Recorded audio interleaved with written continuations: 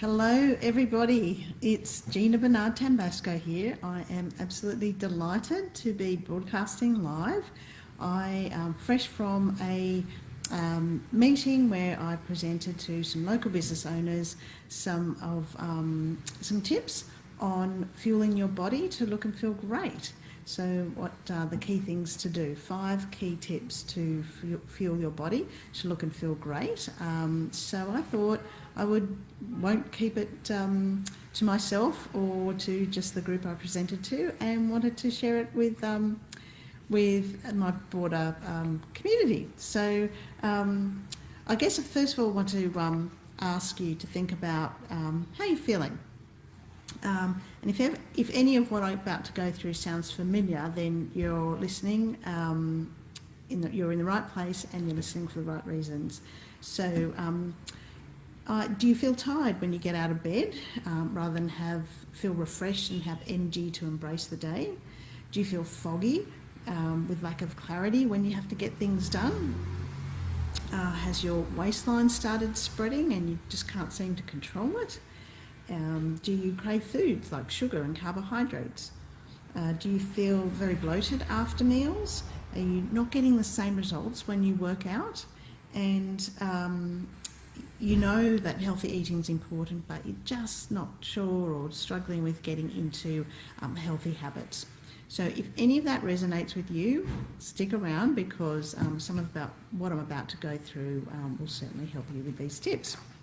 So I guess the first thing I want to say is fueling your body is really important. So, you think of a high performance car, and the recommendation is to use high octane fuel to get better performance, also to minimise damage to the engine and the knocking effect of regular fuel. So with high performance cars, we use high performance fuel to get the best performance. Our bodies are no different. Our bodies need to be fueled with good quality fuel to get the best out of it. The other key thing I'll add, what I'm going to talk about is 5 tips to fuel your body. The other way to get peak performance is exercise, but we won't be spending too much time on that today. So my 5 tips, I'm going to rattle them off and then just spend a minute on each of them. So number 1 is to eat clean foods, clean whole foods, number 1. Number 2 is to increase your nutrient intake, and I'll talk about why that's so important. So number 2, increase your nutrient intake. Number 3, eliminate addictive, acidic and allergenic foods from your diet, and I'll explain why. So number 3 is eliminate acidic, allergenic and addictive foods. Number 4 is to create balance in your body, and I'll explain what that is and why it's so important. And number 5, to get your body removing toxins efficiently. So 4 was create balance in your body, 5 removing toxins. So back to number 1, eating whole foods. So this is really going back to home cooking, nothing out of using raw ingredients, not ingredients out of a packet, and choosing clean, lean protein from that's grass-fed or wild caught or free range, antibiotic free, or plant source protein. Choosing produce that is pesticide free, non-GMO, local and seasonal. Choosing healthy fats, so no trans fats or saturated fats. Choosing healthy grains, gluten-free, soy and corn-free, and rather choosing the whole grains, whole ancient grains. And avoiding addictive foods, and we'll talk about more about that later. So number 1 was eating whole foods. The number 2 tip I have for you is to increase your nutrient intake. We are in a society where we are overfed, many of us are overweight, but we are undernourished and even malnourished. So and this is really important. We consume food, but it doesn't have the nutrition. And that's because particularly food out of a packet doesn't is made for taste and made to have a longer use-by date. And then the other dilemma that we have is the fresh food that we buy, fruit and veggies, isn't as nutrient dense as it used to be. So there's been numerous studies, and I did quite a bit of research on this, numerous studies, particularly in the later half of sort of the 1990s, about the nutrition in food, where nutrition was measured in, say, the 1950s and then later in the 1990s. And this is with vegetables, and they found that there was a substantial decline across lots of studies in things like calcium, potassium, vitamin C, iron, riboflavin, which is a vitamin B, by way of example. One particular study, broccoli, had lost 63% of its calcium and 34% of its iron. So even when we eat good whole food, we've got to realise that our food isn't as nutrient dense. So that's one thing to keep in mind. So number one, as I said, was eating whole food, clean food. Number two, increasing your nutrient intake. Number three tip that I have for you is to eliminate addictive, acidic and allergenic foods.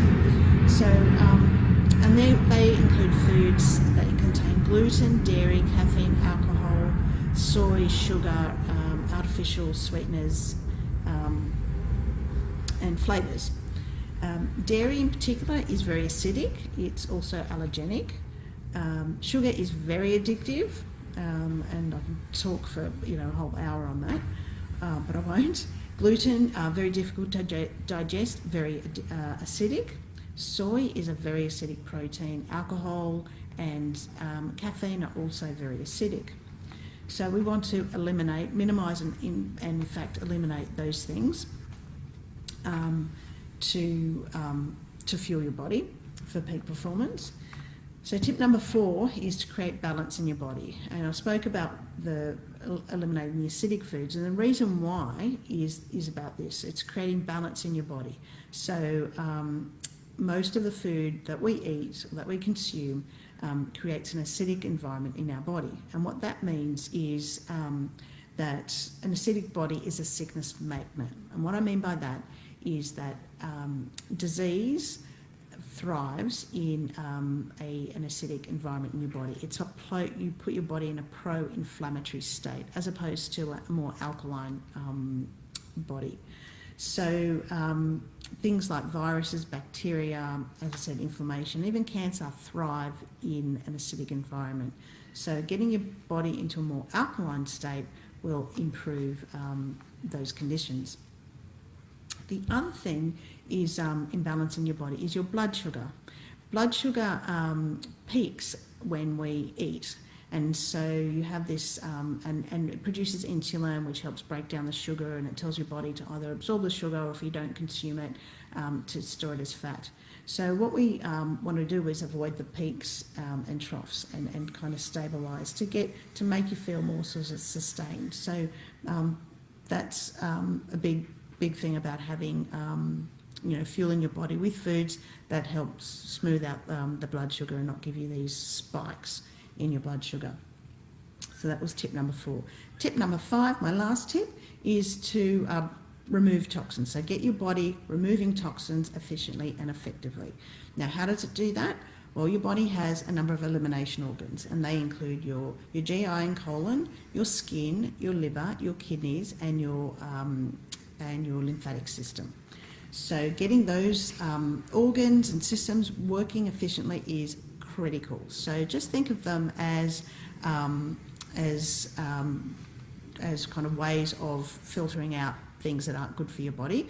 They're like drains, and if they become blocked through a build-up of toxins, then they're not going to be able to remove the toxins efficiently. Now, we are exposed to toxins all the time. We're exposed to toxins even in our metabolic processes. Our body produces toxins as part of the metabolic process. We're exposed to toxins when we breathe, when we, whatever we put on our skin, what we eat, and even our cleaning products full of toxins. So we're exposed to toxins, And if our elimination organs aren't working effectively, those toxins just build up in our body because our toxins aren't being released efficiently.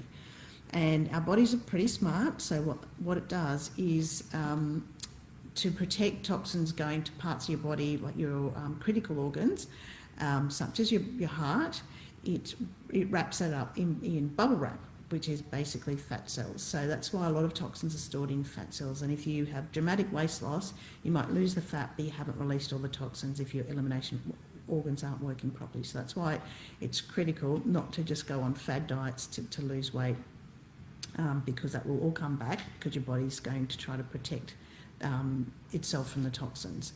So they're my 5 tips. Eat cleanly, increase your nutrition intake, eliminate acidic, allergenic and addictive foods, create balance in your body, and to remove toxins. So I'm really excited. So what I've told you is kind of what you need to do, and I'm packaging this up in an ebook. So if anyone wants a copy of that ebook, message me and I'll send you a link as soon as it's ready. So I'm very excited about that. So what I'd like to ask is, who do you know that is ready for a big 2019 that really needs to have optimal levels of energy to execute their big plans for the year, but they're frustrated because they're feeling tired, they're not sleeping well, they really want that crystal clear clarity, that focus to achieve their goals, and or they may have just kind of indulged a little bit too much over the festive season and just need to trim up a little bit. So because if you'd like to know how, then also message me and I can share a little bit more on that, because I've got something that will be able to definitely help, a program that will definitely help you on each of those steps. So that's it for me for now. Thanks for listening, and please feel free to share with anyone that you think deserves to know this. Thank you. Bye.